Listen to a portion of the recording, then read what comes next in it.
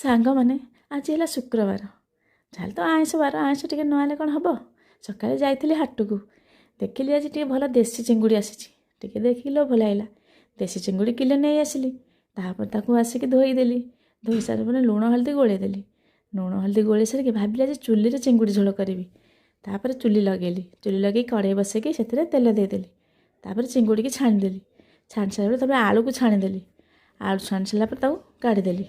ତାପରେ ତାକୁ ତେଲ ଦେଇ ପିଆଜ, କଟା ପିଆଜ ଦେଇକି ତାକୁ ଟିକେ ଭାଜିଦେଲି। ଭାଜି ସାରିଲା ପରେ ଅଦା ରସୁଣ ପେଷ୍ଟ ତାକୁ ଟିକେ ଦେଇକି କଷିଦେଲି। କଷି ସାରିଲା ପରେ ସ୍ୱାଦ ଅନୁସାରେ ଲୁଣ, ହଳଦୀ, ଲଙ୍କାଗୁଣ୍ଡ, ଧନିଆ ଗୁଣ୍ଡ, ଜିରା ପାଉଡ଼ର ତାକୁ ଦେଇକି ଭଲସେ ଟିକେ କଷିଦେଲି। କଷି ସାରିଲା ପରେ ଟମାଟୋ ଦେଇଦେଲି। ଟମାଟୋ ତାକୁ ଟିକେ ଭାଜିଦେଲି।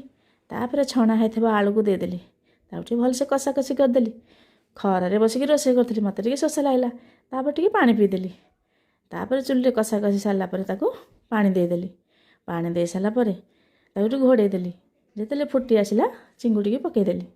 ତାପରେ ତାକୁ ଗରମ ମସଲା ଦେଇକି କଟା ହେଇଥିବା ଧନିଆ ପତ୍ର ଦେଇଦେଲି। ଆପଣମାନଙ୍କୁ ଭିଡ଼ିଓଟି କେମିତି ଲାଗିଲା କମେଣ୍ଟ ବକ୍ସରେ ନିଶ୍ଚୟ ଜଣାଇବେ। ରହିଲି, ଜୟ ଜଗନ୍ନାଥ।